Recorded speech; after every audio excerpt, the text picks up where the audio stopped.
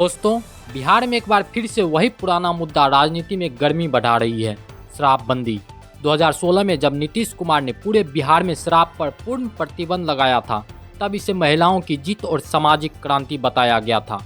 लेकिन आज 2025 में चुनाव से ठीक पहले यही शराबबंदी फिर बन गई है सबसे बड़ा चुनावी मुद्दा। एक तरफ सरकार कहती है कि हमने समाज को नशे से मुक्त किया, वहीं दूसरी तरफ विपक्ष सवाल पूछ रहा है, अगर शराबबंदी सफल है तो जहरीली शराब से मौतें क्यों हो रही है? आखिर इन शराबबंदी ने बिहार को क्या दिया, सुधार या विनाश? क्या यह कानून समाज को बचा रहा है या फिर तस्करी और भ्रष्टाचार को बढ़ावा दे रहा है? और सबसे बड़ा सवाल, क्या 2025 के चुनाव में शराबबंदी ही तय करेगी सत्ता की दिशा? चलिए दोस्तों, आज हम इस पूरे मुद्दे को परत दर परत पड़ताल करते हैं, सरकार के दावों से लेकर जनता की पीड़ा तक, और जानते हैं कि शराबबंदी आखिर सफलता है या सियासी रणनीति। दोस्तों, बिहार में शराबबंदी कोई नया मुद्दा नहीं है। यह कहानी शुरू होती है 5 अप्रैल 2016 से, जब मुख्यमंत्री नीतीश कुमार ने पूरे राज्य में पूर्ण शराबबंदी लागू की थी। उस समय सरकार का मकसद साफ था, समाज से नशे की बुराई खत्म करना और परिवारों को आर्थिक व सामाजिक नुकसान से बचाना। नीतीश कुमार ने इस फैसले को महिलाओं की जीत बताया था, क्योंकि उस दौर में बड़ी संख्या में महिलाएं शराबबंदी की मांग कर रही थी। कई इलाकों में शराबखोरी की वजह से घरेलू हिंसा, गरीबी और परिवार का टूटना आम बात बन चुकी थी। लेकिन जब यह कानून लागू हुआ, तभी से विवाद भी शुरू हो गया। शुरुआत में तो शराबबंदी को जनता का अच्छा समर्थन मिला। गाँव में शराब छोड़ो परिवार जोड़ो जैसे नारे लगे, महिलाओं ने खुद अभियान चलाए और कई परिवारों ने राहत महसूस की। मगर कुछ ही महीनों में सामने आने लगी नई चुनौतियाँ। अवैध शराब की बिक्री, दूसरे राज्यों में तस्करी और जहरीली शराब से लोगों की मौत के मामले। पुलिस और प्रशासन ने सख्ती दिखाई, लेकिन नतीजा यह हुआ कि हजारों लोगों पर केस दर्ज होने लगे। कई निषेध लोग जेल पहुंच गए और अदालतों में केस का ढेर लग गया। अब सवाल उठने लगा, कानून तो बना, लेकिन उसकी जमीन पर हकीकत कुछ और है। सरकार ने इसे सामाजिक सुधार बताया, लेकिन आलोचक कहने लगे यह कानून से ज़्यादा राजनीतिक बन चुका है। आज 2025 के चुनाव से ठीक पहले यह मुद्दा फिर सुर्खियों में है, तो यह जरूरी है कि हम देखें शराबबंदी के इन 9 साल लंबे सफर में बिहार ने क्या पाया और क्या खोया।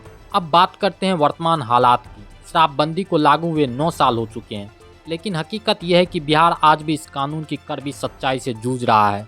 कानून के बावजूद शराब न सिर्फ राज्यों में पहुंच रही है, बल्कि अवैध तस्करी और जहरीली शराब का कारोबार लगातार बढ़ रहा है।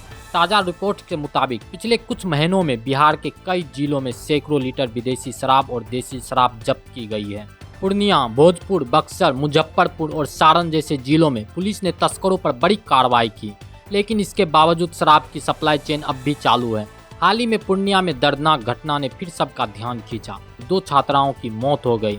इससे पहले भी कई बार ऐसी घटनाएं हुई है। छपरा में जहरीली शराब से 73 लोगों की मौत और सारण, सिवान, बेगूसराय जैसे जिलों में भी अवैध शराब ने न जाने कितने घरों को तबाह किए। सरकार ने इन घटनाओं के बाद कार्रवाई तेज कर दी है। अब शराब तस्करों पर क्राइम कंट्रोल एक्ट लगाने की तैयारी है, यानी अगर कोई शराब तस्करी में पकड़ा गया तो सीधे गंभीर अपराधी के तहत कार्रवाई होगी। लेकिन दूसरी तरफ सवाल भी उठ रहे हैं, क्या यह सख्ती निचले स्तर के गरीब लोगों पर ज़्यादा असर डाल रही है, जबकि बड़े माफिया आज भी खुलेआम सक्रिय हैं? पूर्व डीजीपी गुप्तेश्वर पांडे ने हाल में ही कहा था, नीतीश कुमार की शराबबंदी नीति नेक थी, लेकिन सिस्टम ने उसे फेल कर दिया।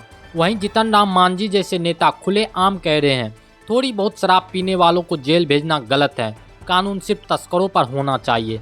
इतना ही नहीं, प्रशांत किशोर की जन स्वराज पार्टी ने तो ऐलान ही कर दिया है, अगर हमारी सरकार आई तो 24 घंटे में शराबबंदी खत्म कर देंगे। यानी साफ है दोस्तों, शराबबंदी अब सिर्फ सामाजिक नीति नहीं, बल्कि सीधा चुनावी मुद्दा बन चुकी है। और जैसे जैसे चुनाव नज़दीक आ रहे हैं, वैसे वैसे यह मुद्दा नेताओं के लिए वोट की गणित बनता जा रहा है। अब जरा नज़र डालते हैं इस शराबबंदी के राजनीतिक पहलू पर। बिहार की राजनीति में शराबबंदी सिर्फ कानून नहीं, बल्कि अब सत्ता की सियासत बन चुकी है। मुख्यमंत्री नीतीश कुमार बार बार दोहराते हैं, शराबबंदी हमारा संकल्प है, हम इसे किसी भी कीमत पर नहीं छोड़ेंगे। नीतीश कुमार का मानना है कि शराबबंदी से लाखों परिवारों की जिंदगी सुधरी और महिलाओं को आर्थिक व सामाजिक ताकत मिली है। लेकिन विपक्ष और उनके सहयोगी भी अब इस मुद्दे पर खुलकर बोलने लगे हैं।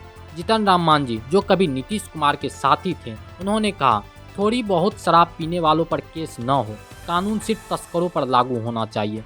उन्होंने तो यह तक कह दिया कि गरीब मजदूर अगर थोड़ा शराब पी ले तो उन्हें अपराधी क्यों बनाया जाए।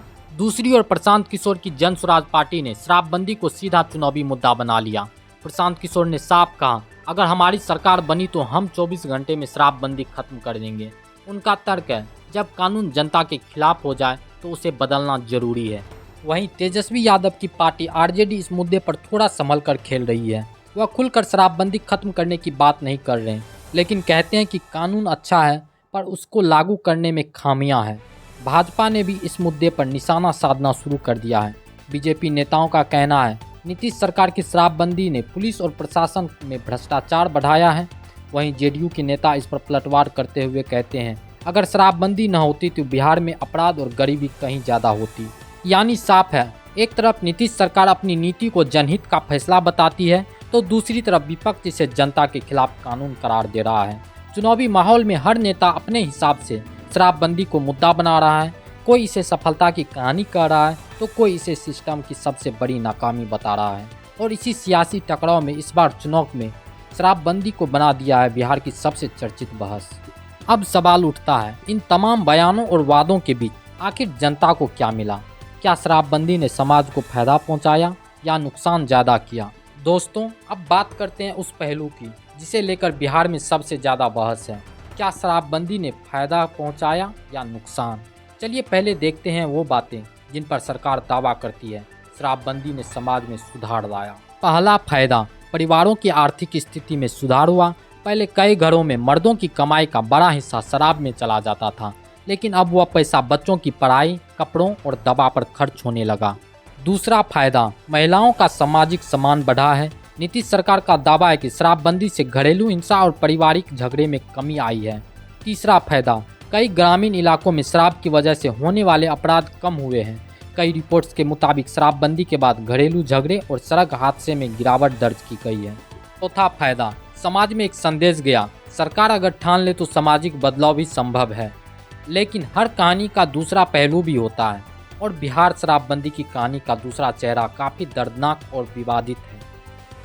पहला नुकसान, शराबबंदी के बाद अवैध शराब का कारोबार तेजी से बढ़ा। सीमावर्ती जिले जैसे सारण, बक्सर, सिवान और पूर्णिया में शराब तस्कर अब भी सक्रिय है। दूसरा नुकसान, जहरीली शराब से मौतें की घटनाएं बार बार सामने आई। केवल पिछले कुछ सालों में जहरीली शराब ने सैकड़ों लोगों की जान ले ली और हर बार सरकार ने जांच के आदेश तो दिए, लेकिन समस्या ज्यों की त्यों बनी रही। तीसरा नुकसान, गरीब और मजदूर वर्ग पर इस कानून का सबसे ज़्यादा असर पड़ा। शराब पीने के मामूली आरोप में हजारों लोग जेल में बंद हैं, जबकि बड़े माफिया अब भी छूट जाते हैं। चौथा नुकसान, सरकार को राजस्व का भारी नुकसान हुआ। शराब बिक्री से मिलने वाले टैक्स अब बंद है, जबकि अवैध तस्करी से पैसा ब्लैक मार्केट में जा रहा है। तो दोस्तों, एक तरफ हैं वे लोग जो कहते हैं शराबबंदी से बिहार में सामाजिक सुधार हुआ, और दूसरी तरफ हैं वे लोग जो कहते हैं यह कानून जमीनी स्तर पर नाकाम साबित हुआ। यानी तस्वीर आधी अच्छी आधी कड़वी है, और यही बनाती है शराबबंदी को बिहार का सबसे बड़ी चुनावी बहस। तो दोस्तों, 2025 के चुनाव से पहले शराबबंदी फिर बन गई है बड़ा मुद्दा। एक तरफ सरकार इसे सफलता कहती है और दूसरी तरफ विपक्ष इसे नाकामी और समस्या बता रहा है। जनता, प्रशासन और राजनीतिक दलों के बीच यह मुद्दा अभी भी गर्म है। अब सवाल आपसे है, क्या शराबबंदी सफल है या सिर्फ सियासी रणनीति? अपनी राय कमेंट में ज़रूर बताइए। अगर आपको यह वीडियो पसंद आया तो लाइक करें, शेयर करें और हमारे चैनल इंडियाज डेली ब्रीफ को सब्सक्राइब करना ना भूलें। हम लाते रहेंगे आपके लिए सच्ची और बेबाक खबरें, बस यहीं।